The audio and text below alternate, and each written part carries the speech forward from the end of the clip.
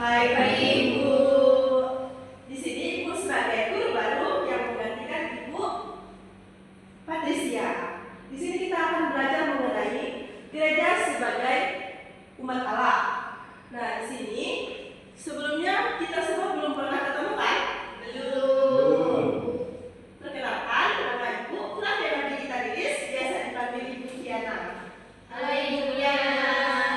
Nah, sebelum kita memasuki lebih jauh belajar kita pada hari ini, alangkah baiknya kita berdoa. Siapa di sini yang akan memimpin doa pada hari ini?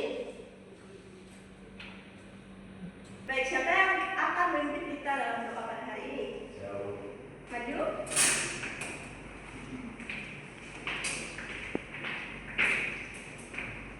Baik, sebelum kita mulai, mari kita berdoa. Kita angkat dengan Kristus dalam Tuhan Kudus. Selamat pagi, Allah Putra dan Allah Kudus. Terima kasih atas berkat pada hari ini. Ya Tuhan, sebentar lagi kami akan memulai pembelajaran kami. Kiranya memberkati kami dari awal hingga akhir. Hanya ini doa anak Tuhan, demi Kristus Tuhan dan antara kami. Amin. Terima kasih. Siapa tadi namanya? Terima kasih Tugi. Baik, di sini kita akan presentasi terlebih dahulu. Siapa di kelas ini yang tidak masuk? Masuk semua ya, kita absen ya. Dinda? Hadir. Tugi? Ani? Oke, semuanya sudah hadir ya. Baik, di sini kita akan belajar mengenai gereja sebagai umat Allah. Nah, Ibu ingin bertanya kepada teman-teman, siapa yang disebut sebagai gereja? Apakah hanya paus, uskup, dan romo? Kita semua, Bu. Nah, mengapa kamu bisa mengatakan bahwa itu kita semua? Mengapa gereja disebut kita semua, Bu? Karena gereja adalah kumpulan orang-orang yang percaya kepada Tuhan Yesus, Bu. Dan tidak? Itu dia, Bu. Oke, terima kasih ya Umi. Kita beri tepuk tangan kepada Umi. Baik, apakah ada pendapat lain dari anak-anak? Tidak ada. Pengertian gereja. Kata gereja berasal dari bahasa Portugis. Igreja diambil dari bahasa Yunani, eklesia. Berarti kumpulan, pertemuan. Paus Fransiskus menjelaskan eklesia sebagai pertemuan akbar orang-orang yang dipanggil Allah memanggil kita semua untuk menjadi keluarganya. Baik, di sini ada makna gereja sebagai umat Allah, yaitu ada 3. Yang pertama, pilihan Allah. Gereja ada bukan karena inisiatif manusia, melainkan karena Allah yang memanggil dan mengumpulkan manusia menjadi miliknya. Lalu yang kedua ada bangsa baru. Jika dalam perjanjian lama umat Allah merujuk pada bangsa Israel secara fisik, dalam perjanjian baru umat Allah adalah sebuah orang yang percaya kepada Kristus. Lalu yang ketiga itu ada ziarah bersama. Gereja adalah umat yang sedang dalam perjalanan menuju kerajaan Allah yang abadi. Baik, di sini kita masuk ke dasar iblis. Siapa di sini yang membawa kita suci?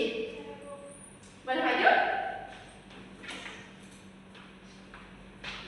Buka di Yeremia 30 ayat 22.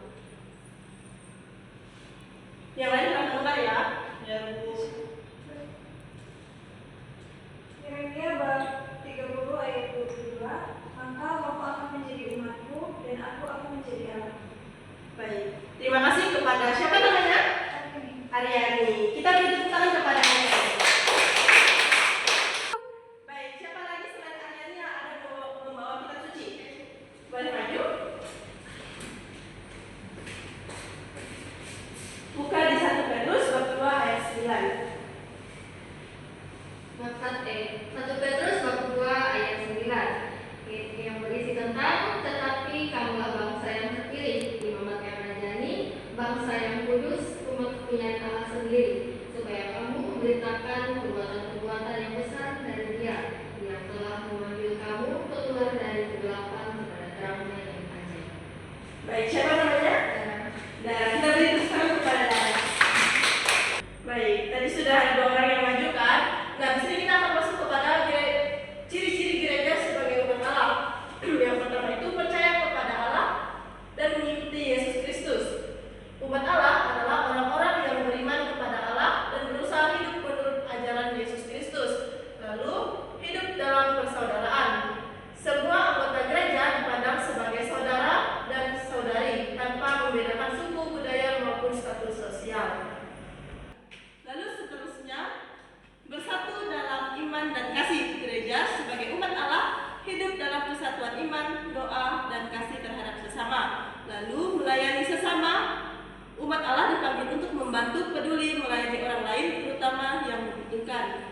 Lalu berikutnya mengatakan Injil. Gereja memiliki tugas untuk menyampaikan kabar baik dan menjadi saksi kasih Allah dalam kehidupan sehari-hari. Masuk ke konsekuensi dalam kehidupan gereja. Mengimani gereja sebagai umat Allah membawa perubahan cara pandang dalam praktik sehari-hari, hubungan hierarki dan awam. Yang pertama itu pemimpin gereja. Siapa-siapa di sini yang pemimpin gereja? Siapa? Paulus. Baik, betul. Siapa namanya, Dek? Daniel. Dia betul lagi pada dia.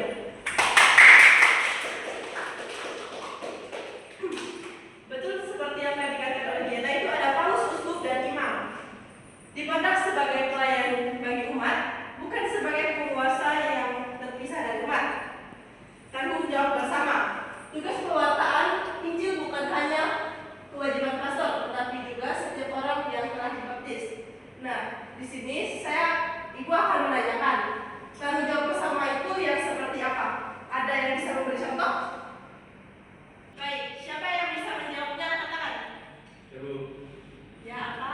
tanggung jawab bersama dalam kehidupan gereja itu kayak pelayanan seperti petugas, lektor, mazmur, serta membersihkan lingkungan gereja supaya tetap terawat. Karena itu bukan hanya tugas pastor, tapi tugas kita. Sudah? Sudah. Baik, terima kasih kepada Odi. Kita beri tepuk tangan kepada Odi. Siapa lagi ya? Siapa? Katyul. Baik, di sini kita akan menonton satu video. Ibu harap anak-anak dapat. Baik, di sini kita akan menonton satu video. Ibu harap teman-teman dapat melihat video ini dengan baik dan menyimaknya ya. Banyaknya Bu. Apa? Apa Bu? Kita tuh hidup gereja itu harus ada konsekuensinya Bu. Mengapa hidup dalam gereja harus ada konsekuensinya? Nah, mengapa harus ada konsekuensi? Karena kalau tidak ada konsekuensinya itu, nanti orang yang berbuat salah itu akan melakukan kesalahan hal yang sama. Salah seperti apa Bu? Konsekuensi dalam hidup gereja itu apa Bu? Nah, kalau dalam hierarki gereja itu kan para uskup, imam dan diakon itu tidak boleh menikah. Jadi konsekuensi mereka itu mereka tidak boleh hidup berkeluarga. Kalau sebagai awam Bu? Sebagai awam. Baik, hanya itu jawaban dari saya untuk Oni. Ya Bu, jelas Bu. Terima kasih Abi. Baik, di sini kita akan menonton sebuah video. Ibu harap kalian semua dapat menyimak video ini dengan baik ya. Apa sih arti gereja sesungguhnya?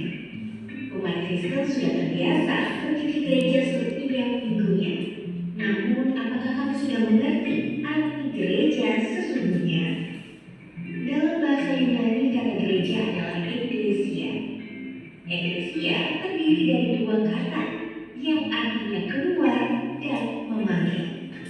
Dalam Perjanjian Baru, eklesia disebut sebanyak 114 kali.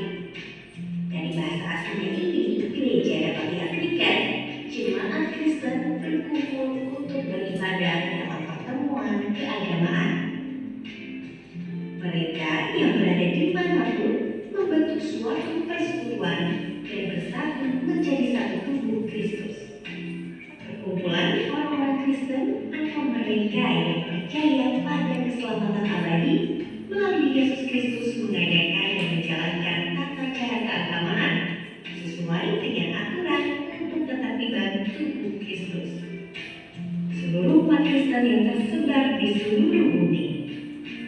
Kumpulan orang Kristen setia yang sudah mati dan diterima di surga. Follow abbafoundation.id for more Bible study. Baik, di sini Ibu ada 3 pertanyaan untuk teman-teman. Yang pertama itu, apa satu hal konkret yang bisa kalian lakukan sebagai anggota umat Allah di lingkungan ataupun di paroki? Lalu yang kedua, bagaimana cara kalian supaya menjadi umat Allah yang baik? Dan yang ketiga itu, apa yang dapat kalian lakukan sebagai anggota gereja? Siapa yang di sini yang bisa jawab? Boleh silakan maju 3-3-nya langsung. Siapa yang mau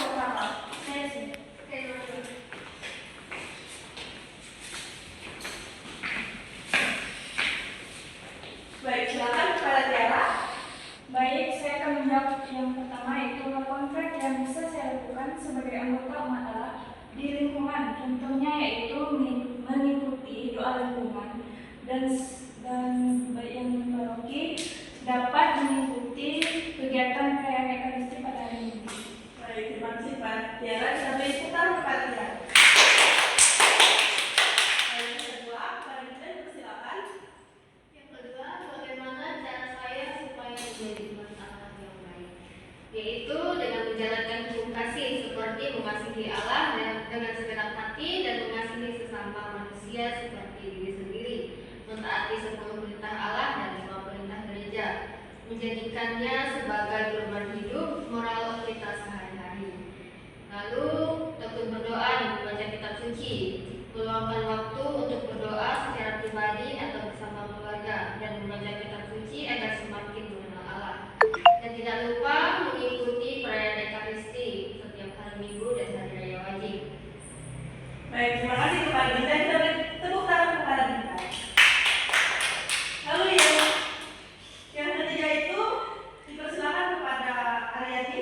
Ketiga, apa yang dapat saya lakukan sebagai anggota gereja? Jadi yang dapat saya lakukan sebagai anggota gereja adalah mengikuti misa secara rutin, kemudian membiasakan doa pribadi baik rosario maupun novena. Kemudian terlibat dalam pelayanan saat misa seperti menjadi lektor, pemazmur, misinan, kor atau organis, atau putra-putri altar. Kemudian mengikuti pelayanan umat di lingkungan baik doa lingkungan ataupun aktivitas-aktivitas seperti kerja bakti dan sebagainya.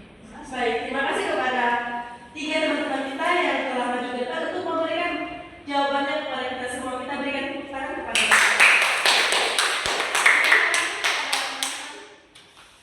Baik, di sini kita akan tes breaking karena kita sudah mau pulang. Semuanya berdiri. Yang maju ke depan boleh maju ke depan. Bisa dong, cepat dong. Boleh maju ke depan. Berapa itu kamu? Berapa itu kamu? Kami berapa ya? Ya Bu.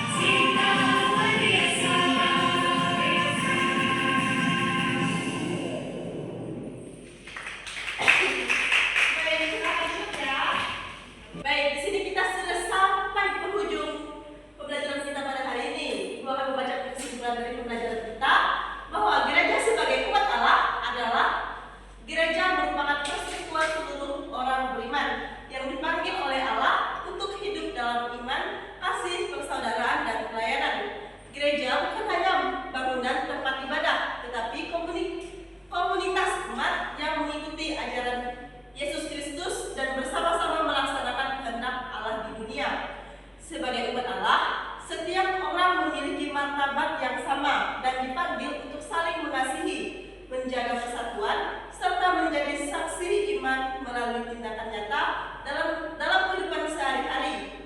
Gereja juga terbuka bagi semua orang yang dipimpin oleh Roh Kudus untuk mewartakan kabar keselamatan kepada dunia. Nah, pembelajaran kita sudah selesai ya, anak. Di sini siapa yang akan memimpin doa pulang? Enjoy tadi Bu. Oh ya, tadi sudah yang cowok ya, sekarang yang cewek kepada Andi persilakan. Maju ke depan. Baik teman-teman, sebelum kita pulang, mari kita berdoa. Kita akan berdoa Kristus dalam mengucapkan yang kudus. Kalau Bapak yang menghargai, dalam kasih dan maafnya, kami bersyukur atas penyertaan-Mu sepanjang pembelajaran kami hari ini. Sementara dikembangkan pulang ke masing-masing, kiranya Engkau melindungi kami dalam perjalanan hingga sampai ke rumah dalam keadaan sehat dan selamat. Semua doa yang kami serahkan dalam nama-Mu dengan nama Kristus Tuhan kami. Amin.